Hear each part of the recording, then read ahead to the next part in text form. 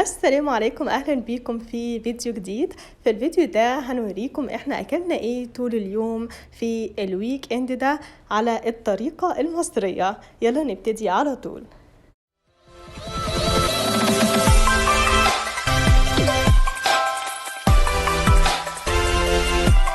متنسوش كمان تدوسوا على سبسكرايب او اشتراك اللي باللون الاحمر وتفعلوا الجرس عشان يوصلكم كل فيديو جديد من القناة.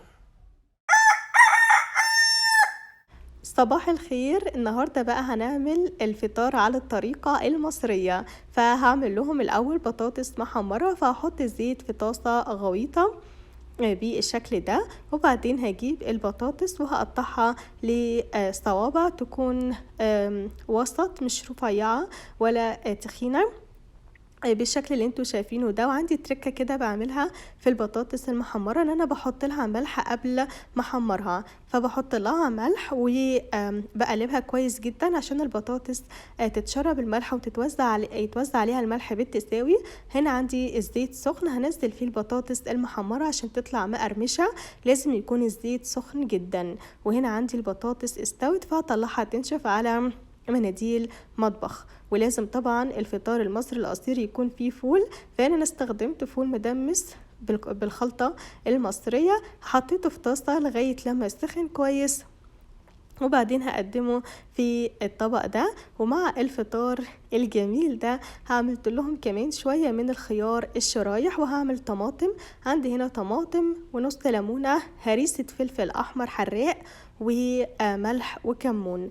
فأول حاجة هجيب الطماطم وهقطعها لشرايح، وبعد كده قررت ان انا اعمل طبقين، هعمل طبق للاطفال وطبق لينا احنا الكبار. هحط على الاتنين كمون وملح، وبعدين هحط بس الهريسة بتاعت الفلفل الحراق على الطبق بتاع الكبار علشان بس ما يكونش حراق عليهم، بس بتدي طعم رائع جدا للطماطم، بنصحكم تجربوها. وبعد كده هعصر الليمون عليها واقلبها كويس. وهو ده شكل الفطار بتاعنا النهاردة، فطار على الطريقة المصرية. اتفضلوا معانا. ولازم بعد الفطار اشرب كوباية من القهوة علشان الواحد كده يفوق ويقدر يستمتع باليوم.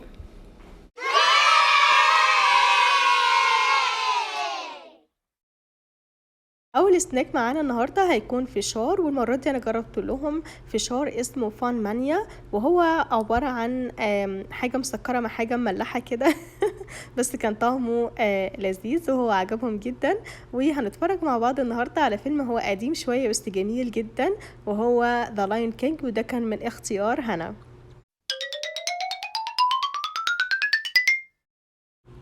وهنعمل برضو غدا على الطريقة المصرية، فأنا عاملة لهم رز بالشعرية مع خضار هما بيحبوه جدا، وهو البسلة بالجزر.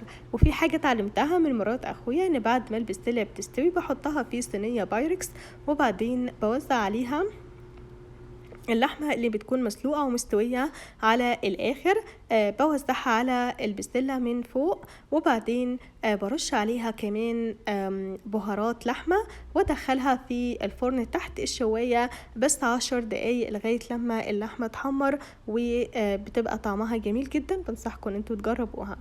وده الشكل النهائي بتاع الغدا، وشكل صينية البسلة باللحمة بعد ما طلعت من الفرن. وهوريكم دلوقتي كمان شكل الأطباق. أنا قدمتها بالشكل ده طبيعي أنا، ودي أطباق الأولاد. حطيت بس معاهم حبة من الخيار والطماطم، وده كان بالنسبة للغدا.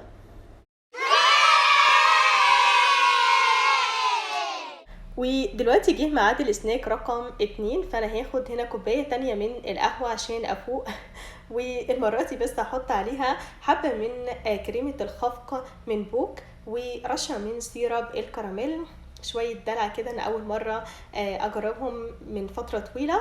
وبالنسبة للاولاد هم رايحين دلوقتي تدريب تنس، فانا بحب اخد لهم معايا اكل لان هم بيجوعوا، فهياخدوا هنا بسكوت من كويكر جود ستارت بالشوكولاتة، ولبن بالشوكولاتة من المراعي نجوم، والمية بتاعتهم طبعا. وده هو كان سناك رقم 2.